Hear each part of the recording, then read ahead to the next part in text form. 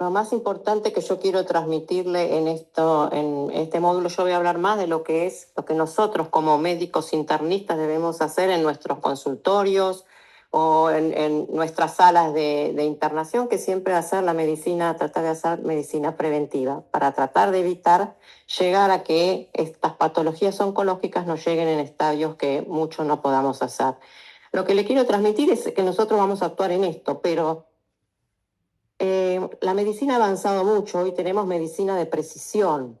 Medicina de precisión que va también para la parte oncológica, que los tratamientos oncológicos llegan a un target. Entonces, así mínimamente quiero decirles que nosotros como clínico nunca hagamos así a un paciente, y porque uno lo ve sin entender lo que es la medicina de ahora, que se cree que hacer cuidados paliativos es el enfermo terminal, cuando cuidados paliativos es otra cosa. Lo mandan a cuidados paliativos para el dolor. Y hoy en día, ya nuestras charlas con los oncólogos brillantes que vamos a tener acá, el doctor Bruno, que es el que va a ser encargado de este módulo, nos dicen que hay un montón de terapias y lo que no pensábamos hace mucho. Por ejemplo, que el melanoma tenía escasos meses de sobrevida y hoy con las nuevas terapias los pacientes pueden vivir más años. Así que eso sería lo que yo voy a tratar de hacer y como nosotros, como clínicos, hagamos entonces el screening donde podamos hacerlo y los controles. Pero sepamos que existen hoy un montón de terapias que desconocemos y que las vamos a dejar en cargo del especialista y no decir que no hay nada para hacer. Bien, entonces el primer tips, prevención. Fíjense que 1/3 de todos los cánceres pueden ser prevenibles. La prevención es la mejor estrategia, costo-beneficio, para tratar a nuestros pacientes a largo plazo. Y hay muchos factores que los podemos modificar. Muchos lo sabemos nosotros. Uno es el tabaco. Entonces, en cada consulta deberíamos hacer un asesoramiento diciendo a nuestros pacientes todos los trastornos que puede traer el tabaco en lo que se refiere a la patología oncológica, porque trae muchas más cosas. Es responsable el tabaco del 22% de las muertes anuales. Y no solamente es el cáncer de pulmón, sino el cáncer de vejiga, cáncer de boca, laringe, etc. Otro que puede ser un riesgo modificable es el alcohol. El alcohol está asociado al cáncer de boca, laringe, hígado, colon, recto y mama. Estilos de vida saludable, tenemos que hacer recomendaciones siempre que tengamos a un paciente en nuestra visita o también en internación. Y también con enfermedades infecciosas, a través de vacunas o a través de un tratamiento oportuno, nosotros podemos hacer modificaciones porque, por ejemplo, el 22% de las infecciones pueden llevar a cánceres en los países en desarrollo. Fíjese, hepatitis B y C, que es causa de hepatocarcinoma. Uno se puede prevenir con vacuna, otro con no, pero sí con medidas de prevención.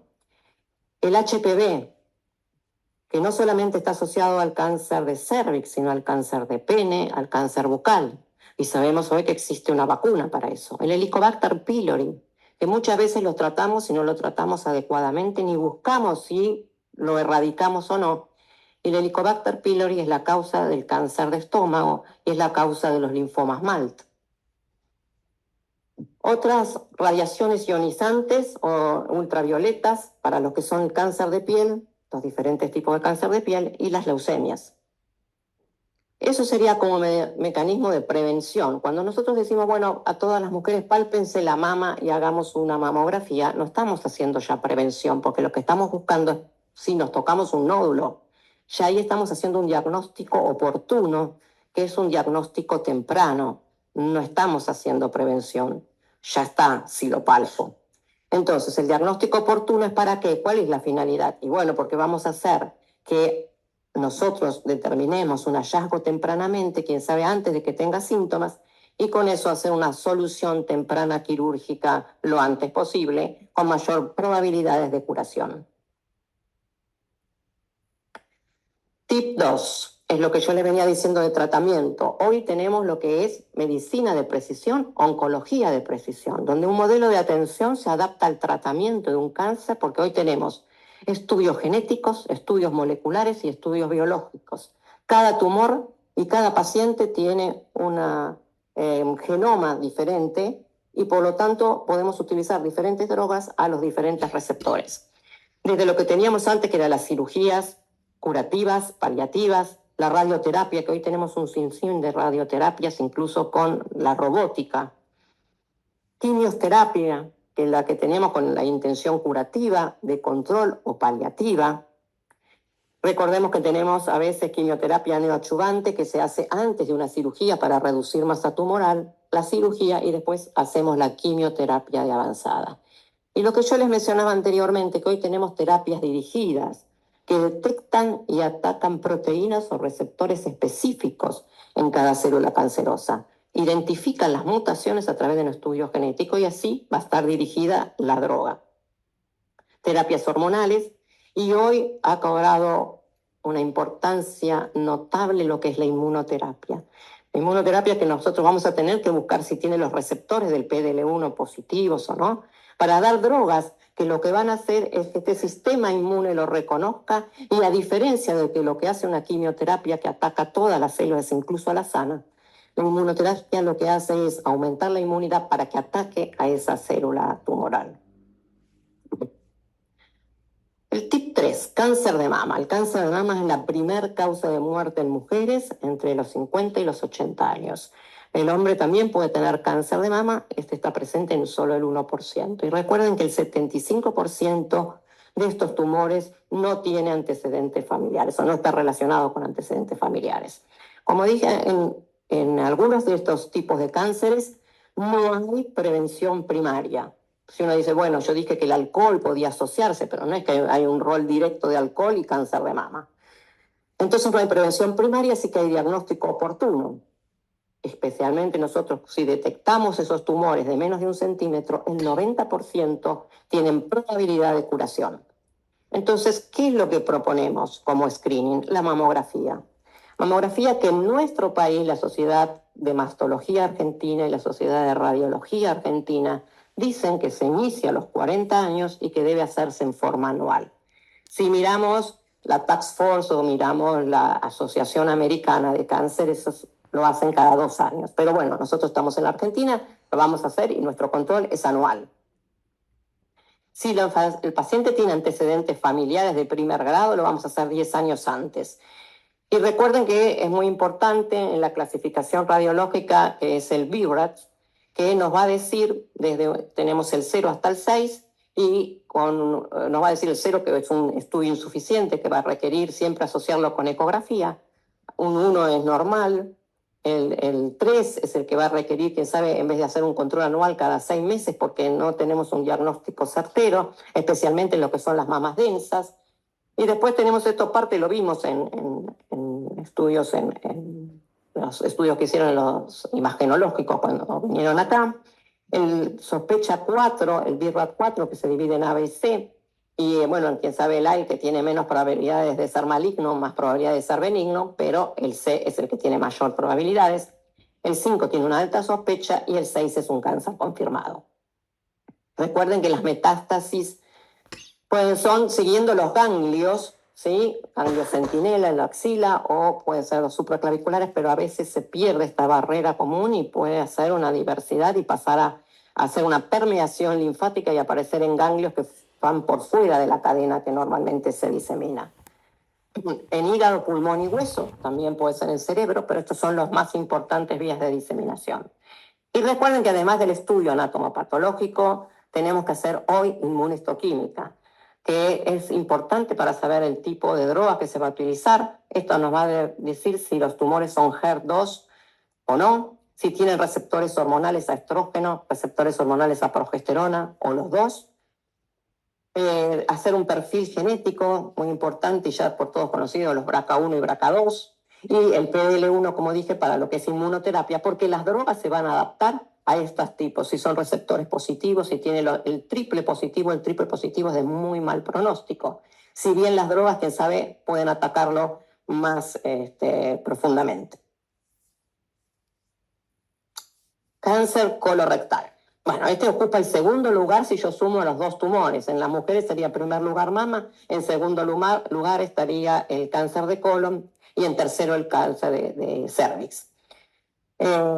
Generalmente aparecen por encima de los 50 años, es la segunda causa de muerte por cáncer y lo que tenemos es una tendencia preocupante porque hoy se está viendo que en menores de 50 años 30, 20, 35 años está habiendo mucha más incidencia de cáncer de colon. Esto guarda relación posiblemente con lo que son todo lo que es la ingesta de bebidas azucaradas, toda la comida que es comida procesada y que provocan mutaciones o disbiosis de la microbioma intestinal y lleva a la producción de oncogenes en el tubo digestivo.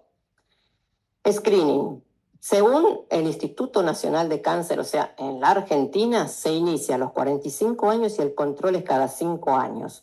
Si ustedes van a leer las guías NICE o las guías del Colegio Americano de Cáncer, bueno, dicen 45 años, pero que la colonoscopia se repite, si dio normal, a los 10 años y no a los 5 años como en la Argentina.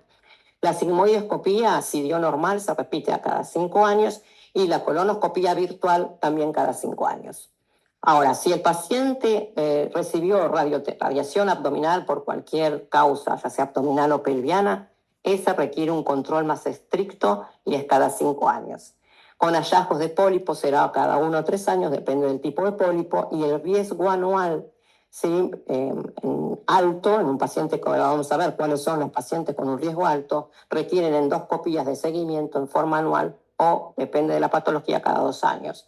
¿Cuáles son los del riesgo alto? Todo este grupo que tenemos acá, que serían las poliposis familiares, lo que son los síndromes Lynch 1 y 2, y la enfermedad inflamatoria intestinal, colitis ulcerosa y Crohn, especialmente cuando la colitis ulcerosa está activa por muchos años.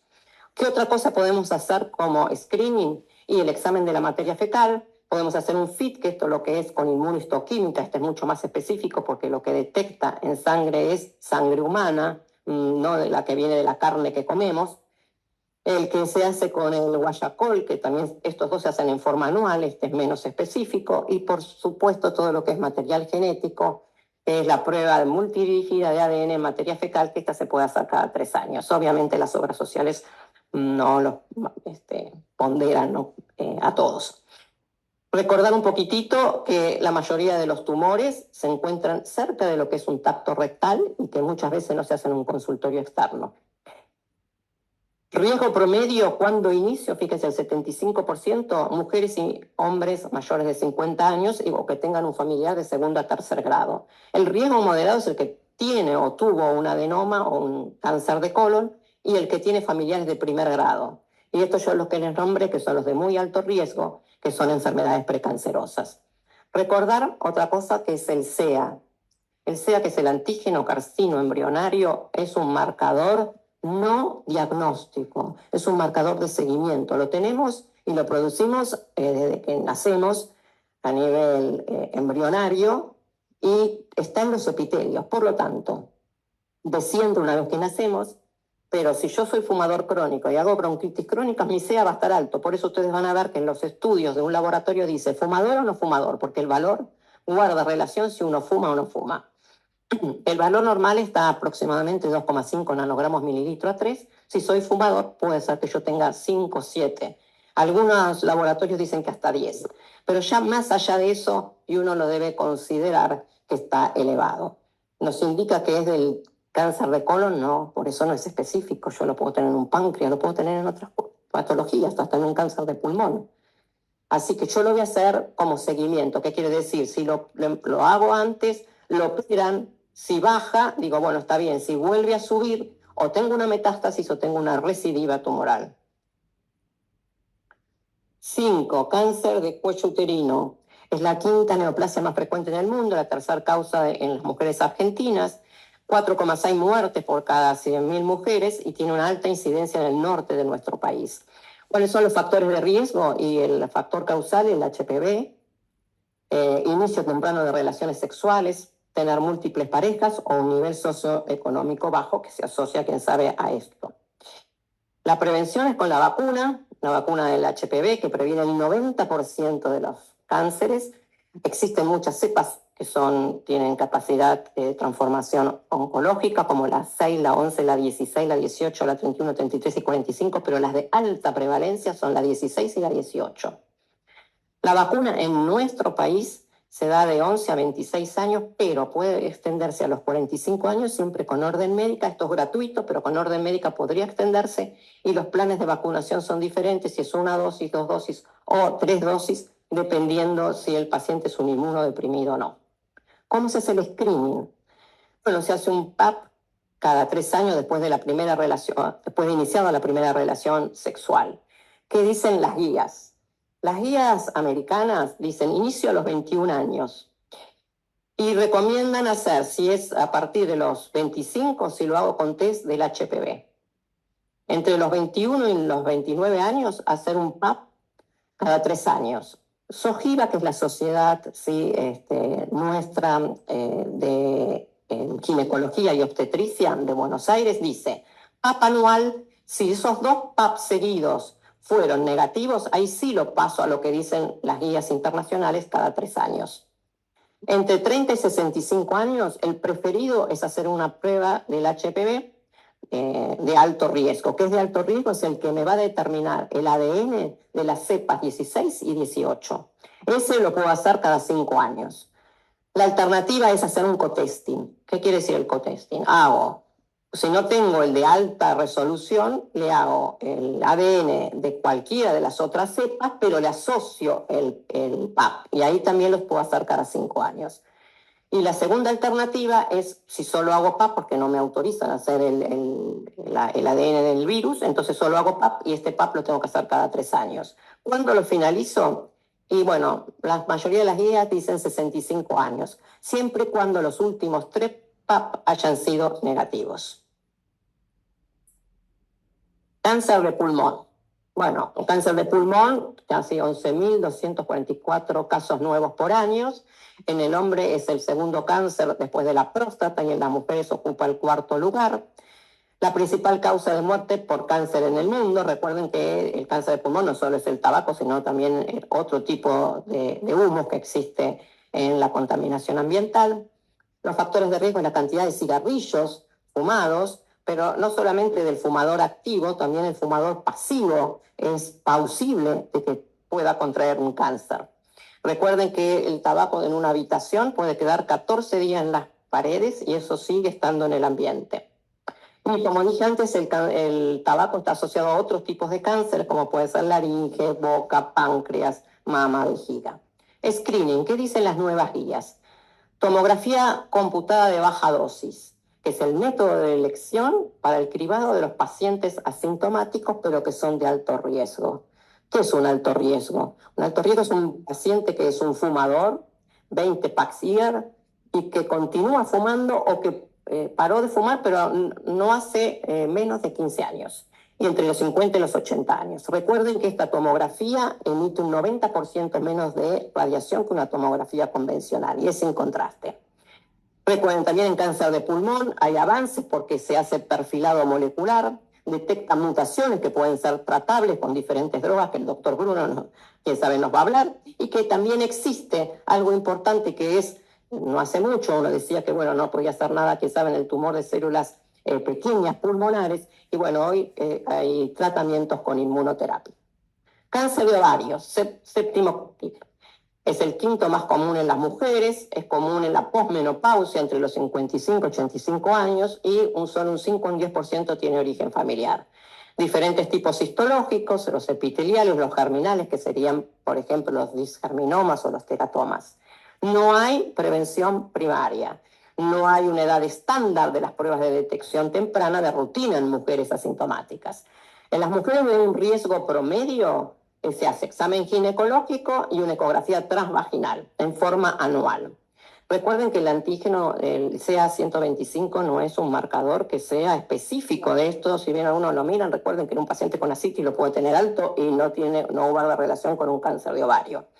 Así que tiene muchos falsos positivos.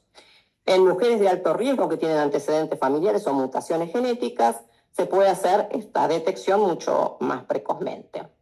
Recuerden que el 70% de este cáncer se diagnostica a veces en estados avanzados cuando tiene síntomas, dolor abdominal, tiene masa palpable o ascitis.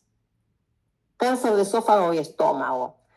Bueno, el cáncer del esófago, recuerden que tenemos dos tipos de cáncer, el de la displasia escamosa, que es el precursor del carcinoma epidermoide, y el esófago de Barrett, precursor del adenocarcinoma. Los dos guardan relación, tienen raza negra es más importante y también en el hombre. Los dos tienen relación con el tabaco, con el alcohol y en caso del esófago de Barrett, obviamente la obesidad, no solamente por la incidencia del reflujo gastroesofágico, sino también por marcadores secretados por los adipocitos abdominales. Y por supuesto, en este último, en el escamoso, recordar la dieta y nutrientes, el mate es un precursor, es un factor de riesgo, no por el mate en sí, sino por las temperaturas. Cuando estas temperaturas del mate son más allá de 65 grados, pueden provocarlos lesión del esófago. Los compuestos nitrogenados y, por supuesto, la calasia y en ambos la genética. El mejor screening es hacer los estudios endoscópicos, obviamente. Y el cáncer gástrico, que es la cuarta causa de muerte a nivel mundial, el factor más importante para el desarrollo es la infección del Helicobacter pylori. Además, la ingesta de sal, el tabaco, el alcohol, la historia familiar. Cáncer de páncreas, poco decirle que este es un tumor muy agresivo, es muy letal, el diagnóstico generalmente es tardío, el 95% es del páncreas exócrino, la localización, el 70% se localiza en la cabeza o en el proceso uncinado, que la TAC y la econdoscopía pueden hacer el diagnóstico, por lo general llegamos tarde porque no tiene síntomas tempranos, y recordar otro marcador que es el 19.9, que está elevado en el diagnóstico y es útil para el monitoreo de recidiva. También el 19.9 lo puedo encontrar en otro tipo de patologías del tubo digestivo, pero también lo puedo encontrar en un cáncer de pulmón. Y el tratamiento, que no me voy a, porque seguramente el doctor Bruno nos va a hablar, pero sepan, como dije antes, que existen otros tratamientos más allá de los que conocíamos nosotros. Y el último tips, que es el cáncer de próstata, que es la tercera causa de muerte, es la patología, el cáncer más frecuente en el hombre, 1 de cada 7 hombres lo va a desarrollar, es un tumor de lento crecimiento y de sobrevida prolongada. Generalmente cuando el tumor está en la glándula o loco regional, tiene igual una sobrevida a los 5 años importante. Esto ha hecho que las guías nuevas digan, ¿qué tenemos que hacer? Bueno, mejor charlémonos con el paciente, riesgo-beneficio, porque en muchos lugares y algunas guías dicen que no habría que hacer screening, porque la patología es de lento crecimiento y quién sabe en un paciente que tiene una edad avanzada no debería hacer el screening. Pero bueno, vamos a ver qué dicen las guías urológicas americanas y la Task Force del 2026.